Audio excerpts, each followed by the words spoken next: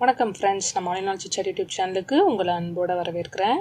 Mark தான் கிட்ட இருந்து கேரேஜ் சாவியை பிடுங்கிட்டு போயிட்டான்னு பெர்ரி சொல்லவும், ஜேம்ஸ் பாண்ட் மின்னல் வேகத்துல அங்கிருந்து ஓடினாரு. பெர்ரியும் பின்னாடியே ஓட, ஏன் திடீர்னு மார்க் இவ்வளவு முரட்டத்தனம் பண்றானே தெரியலன்னு ஜேம்ஸ் சலிக்க, அவன் ஃபேமிலி டூர் போன ஷிப்பை கண்டுபிடிச்சிட்டாங்களாம். கப்பல்ல தீ விபத்து மாதிரி ஏதோ நடந்து ஃபுல்லா நாசமாகி இருக்கு.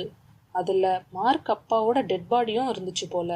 அவன் வீட்டு செக்யூரிட்டி கிட்ட இருந்து இன்னைக்கு காலையில தான் மார்க்குக்கு தகவல் வந்திருக்குன்னு பெர்ரி பதில் சொன்னான். ச்சே, கேட்கவே கஷ்டமா இருக்கு.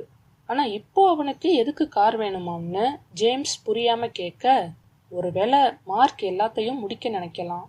இன்னைக்கு வேற ஸ்கூல் ஃபங்க்ஷன்னு சுத்தி எல்லாரும் அவங்க பேரண்ட்ஸோட இருந்தோம். அவனுக்கு இது தாங்க முடியாம போயிருக்கலாம்னு பெர்ரி சொல்லவும், சரி எதுவானாலும் இனி மார்க்கை ஃபர்ஸ்ட் போய் தடுக்கணும். வேகமா வா பெர்ரின்னு சொல்லி ஜேம்ஸ் கூட்டத்துக்கு நடுவுல புகுந்து ஓடினாரு. ஒரு வழியா ஸ்கூலுக்கு 2-3 தெரு தள்ளி சிக்னல் கிராஸ் பண்ணிட்டு பிளாட்ஃபாரம்ல ஏறி கார் கேரேஜுக்கு 2 பேரும் வந்தாங்க. ஆனா அதன் கதவு பூட்டு திறக்கப்பட்டு உள்ள காலியா இருக்க, பாண்ட் இவ்வளோ தூரம் வந்தது வேஸ்டுடா, நாம மிஸ் பண்ணிட்டோம்னு பெர்ரி சோகமா சொன்னான். இல்ல பெர்ரி, மார்க் ரொம்ப தூரம் போயிருக்க மாட்டான். கார் என்ஜினோட ஃபியூவல் ஸ்மெல் எனக்கு இப்பவும் வருது. அவன் கொஞ்சம் முன்னாடி தான் கிளம்பியிருக்கணும். அதுவும் மெயின் ரோடு வழியா போயிருக்க மாட்டான். அங்க நம்ம ஸ்கூல் ஸ்டாஃப் டீச்சர்ஸ்னு யாரு கண்ணையாவது மாட்டிப்போம்னு மார்க் வேற ரூட்ல தான் போயிருப்பான்னு ஜேம்ஸ் உறுதியா சொல்ல, அப்படின்னா எனக்கு ஒரு ஷார்ட்கட் தெரியும் வான்னு சொல்லி பெர்ரி ஓட ஜேம்ஸ் பாண்ட் ஃபாலோ பண்ணாரு. கார் நுழைய முடியாத குறுகலான சந்துகள்ல புகுந்து ஓடி 4 வழி சந்திக்கிற ஜங்ஷன் ரோடுக்கு பெர்ரியும் பாண்டும் வந்தாங்க. அதே நேரம் அவங்களுக்கு இடது பக்க ரோட்ல இருந்து ஒரு கார் வேகமா வந்து வளைவுல சுற்றி திரும்ப, அதோ போறான் பாரு மார்க்னு சொல்லிக்கிட்டே ஜேம்ஸ் காரை நோக்கி ஓடினாரு. ஆனா பெர்ரி கிராஸ் பண்றதுக்குள்ள ஒரு பஸ் குறுக்க நுழைஞ்சிடுச்சு. பாண்ட் வேகமா ஓடி போய் கார் முன்ன வந்து நிக்க, மார்க் இதை எதிர்பார்க்காதனால திடீர்னு சடன் பிரேக் போட்டு காரை நிறுத்த வேண்டியதாகிடுச்சு. மார்க் அழுது வீங்கிய கண்களோட ஜேம்ஸை பார்த்து முறைச்சான். என்ன பண்ற நீ? எங்க போற இவ்ளோ வேகமா? வா மார்க், திரும்ப ஸ்கூலுக்கே போகலாம்னு ஜேம்ஸ் சொல்ல, எனக்கு வழிய விடு பாண்ட், நான் எங்கேயோ போறேன், என்னை தடுக்காதன்னு மார்க் சொன்னான். எதுவானாலும் நம்ம பேசிக்கலாம் மார்க், சொல்றத கேளு, இது ரொம்ப டேஞ்சர், திரும்பி போயிடலாம் வான்னு ஜேம்ஸ் சொல்ல, நீ இப்போ வழி விடுறியா இல்ல நான் உன் மேல காரை ஏத்திட்டு போகவான்னு கேட்டுக்கிட்டே மார்க் காரை மெதுவா நகர்த்தினான். ஜேம்ஸ் ஒரு நொடி தகச்சாலும், நீ அப்படிலாம் பண்ண மாட்ட, முதல்ல காரை விட்டு இறங்குன்னு சொல்லி ஜேம்ஸ் ஒரு அடி முன்னால வந்தாரு. மார்க் பொறுமையை இழந்து காரை வேகம் கூட்ட, ஜேம்ஸ் வேண்டாம் மார்க்னு கத்திக்கிட்டே கடைசி நொடியில விலகி கார் மோதல்ல இருந்து தப்பிச்சாரு.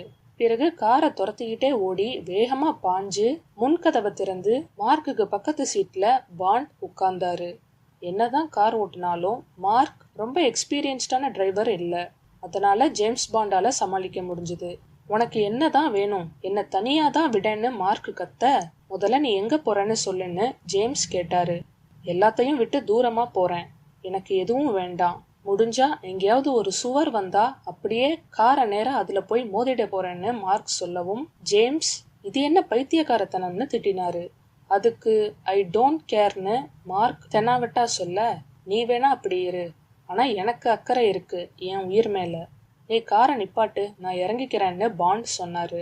முடியாது, நான் ஒன்னும் உன்னை என்னோட கூப்பிடலையே, நீயே தான் வந்த, நான் காரை நிப்பாட்ட மாட்டேன்னு மார்க் உரும, நீ மறந்துட்டேன்னு நினைக்கிறேன், இது என்னோட கார்னு ஜேம்ஸ் சொன்னாரு. அதுக்கு என்ன இப்போ, நீ முடிஞ்சதை பண்ணிக்கோன்னு சொல்லிட்டு மார்க் இன்னும் காரை ஸ்பீடா ஓட்ட, ஜேம்ஸ் இப்போ வர நிக்காம மார்க் கண்ல இருந்து சொட்டு சொட்டா வழிஞ்சிட்டு இருந்த கண்ணீரையும், அதனால அவனுக்கு ரோடு கிளியரா தெரியாம தான் தலைய ஆட்டி சரி பண்றதையும் பார்த்தாரு. உனக்கு நடந்தது கஷ்டம்தான், மாத்த முடியாத ஒண்ணுதான், அதுக்காக நீ இப்போ நினைக்கிறது முட்டாள்தனம் மார்க்குன்னு பாண்ட் பேச, இது எதுவும் உனக்கு புரியாது, என்னோட வலி வேதனை எவ்வளோன்னு உனக்கு நிச்சயம் தெரியாது, அதனால நீ எனக்கு எதுவும் சொல்ல தேவையில்லைன்னு மார்க் பிடிவாதமா சொன்னான். இல்ல மார்க், என்னை விட யாருக்கும் இது புரியாது, ஏன்னா எனக்கு 11 வயசு இருக்கப்போ என் அம்மா அப்பா இறந்து போனாங்கன்னு ஜேம்ஸ் பாண்ட் சொல்ல, மார்க் அப்போதான் முதல் தடவையா ஜேம்ஸ் பக்கம் திரும்பி அவர் முகத்தை பார்த்தான். ஆனா தான் காதால கேட்டதை நம்ப முடியாம அதிர்ச்சியில இருந்த மார்க் ஜேம்ஸ பார்த்தபடியே இருக்க கார் கண்ட்ரோலை விட்டு எதிரில வந்த ட்ரக்கு மேல நேரா மோத போனுச்சு. ஜேம்ஸ் அதை உணர்ந்து உடனே ஸ்டீரிங்க இடது பக்கமா ஒடிச்சு திருப்பவும் கார் ரோட விட்டு இறங்கி சைட்ல புதர்கள் மண்டிய புல் தரையில தாறுமாறா இறங்கியது. அப்போதான் சுயத்துக்கு வந்த மார்க் பயத்தோட ஜேம்ஸ பார்க்க காரோட ஸ்பீட் இன்னும் கட்டுப்பாட்டுக்கு வராம 2-3 முறை புழுதி பறக்க சுழன்று திரும்பி அங்கிருந்த ஒரு மரத்துல மோதி நின்றது. ஜேம்ஸ் காரோட கதவை இறுக பிடிச்சுக்கிட்டே மூடியிருந்த கண்ணை திறந்தாரு. மார்க்கின் தலை ஸ்டேரிங் மேல கவிழ்ந்திருந்துச்சு. மார்க், உனக்கு ஒன்னும் இல்லையேன்னு ஜேம்ஸ் பதட்டமாக. மெல்ல நிமிர்ந்த மார்க், சாரி பாண்ட், என்னாலதான் இப்படி. ஆனா நீ உன் அம்மா அப்பா பத்தி சொல்லவும்னு பாதியில நிறுத்த, ஜேம்ஸ், நான் யார்கிட்டையும் அவங்கள பத்தி சொன்னதில்ல.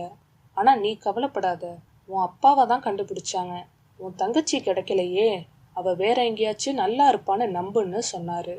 எனக்கு தெரியல பாண்ட், ஆனா இன்னொரு தடவை நான் ஏமாற விரும்பலன்னு சொன்னேன். மார்க் கண்ல நம்பிக்கையே சுத்தமா இல்ல. சரி, நாம இப்ப திரும்ப போகணும். யாரும் நம்மளை இப்படி கார்ல பாக்குறதுக்கு முன்னாடி கிளம்பிடலாம்னு சொல்லி ஜேம்ஸ் டிரைவர் சீட்டுக்கு வர மார்க் மாறி உட்கார்ந்துகிட்டான். ஒரு வழியா கார் ஏட்டனுக்கு போற ரோட நெருங்கவும் பின்னாடி ஒரு ஹாரன் சவுண்ட் விடாம தொடர்ந்து கேட்டுக்கிட்டே இருந்துச்சு. ஜேம்ஸ் காரை நிறுத்தி திரும்பி பார்க்க, இரு, காரை அப்படியே நிப்பாட்டுன்னு சைகையில சொல்லி அந்த ஆளு அவர் காரை விட்டு இறங்கி வந்தாரு.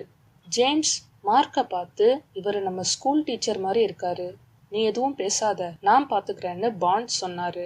அந்த ஆளு ஜேம்ஸ நெருங்கி, உன் பேர் என்ன, கார்ல நீ என்ன பண்றன்னு கேட்க, ஹலோ சார், நான் ஜேம்ஸ் பாண்ட், இது என் ஆன்ட்டியோட கார். டிராஃபிக்ல இடைஞ்சலா நின்றுட்டு இருந்துச்சு, அதான் ஓரமா எங்கேயாச்சும் பார்க் பண்ணலாம்னு காரை ஸ்டார்ட் பண்ணேன்னு பதில் சொன்னாரு. ஆனா அந்த ஆளு நம்பாம ஒரு பார்வை பார்க்க, நிஜமாதான் சார், நான் நல்லா டிரைவ் பண்ணுவேன், அதனாலதான் ஆன்ட்டி என்ன அனுப்பினாங்கன்னு ஜேம்ஸ் அழுத்தி சொல்ல, சரி, அப்போ உன் கூட உள்ளவன் யாரு, அவன் கார்ல என்ன பண்றான்னு அவரு கேட்கவும், அவன் பேரு மார்க் குட்எனஃப், என் ஃப்ரெண்டு தான்னு ஜேம்ஸ் சொல்ல அந்த ஆளு ஆச்சரியமானாரு. மார்க்கான்னு கேட்டபடி காரை சுத்தி போய் கிட்ட பார்க்க, ஹலோ மிஸ்டர் ஹெய்ட்னு மார்க் மெதுவா கையசைத்தான். அவரு, ஹாய், சாரி மார்க், நான் விஷயம் கேள்விப்பட்டேன், இப்படி ஒரு ஆக்சிடென்ட்னு சொல்லும் போதே மார்க் தலை குனிஞ்சு அழ ஆரம்பிக்க ஹெய்ட்டுக்கு இன்னும் சங்கடமா போச்சு. ஜேம்ஸ், நல்ல வேலை, இவங்க 2 பேருக்கும் ஏற்கனவே நல்ல பழக்கம் போலன்னு நிம்மதி பெருமூச்சு விட்டாரு. ஹெய்ட் திரும்ப ஜேம்ஸ் கிட்ட வந்து, பாண்ட், நீங்க 2 பேரும் கார்ல என்ன பண்றீங்க, எங்க போனீங்கன்னு எனக்கு தெரியாது, ஒருவேளை தெரிஞ்சாலும் நான் கோவப்படலாம். ஆனா மார்க்கோட சிச்சுவேஷன் இப்போ மோசமா இருக்கு, அதனால உங்களை இப்படியே விடுறேன், இதுதான் லாஸ்ட் வார்னிங். மார்க்கை கூட்டிட்டு போக அவன் தாத்தா இங்க வந்துட்டே இருக்கதா இன்ஃபர்மேஷன் வந்திருக்கு, அதுவரை அவனை நான் என் ரூமுக்கு கூட்டிட்டு போய் பாத்துக்கிறேன், நீ கிளம்புன்னு சொல்லிட்டு மிஸ்டர் ஹெய்ட் அவர் காருக்கு போனாரு. பரவாயில்ல, இன்னைய நாள் நாம நினைச்ச அளவுக்கு மோசமா முடியலன்னு ஜேம்ஸ் உள்ளுக்குள்ள நிம்மதியானாரு. Thank you friends.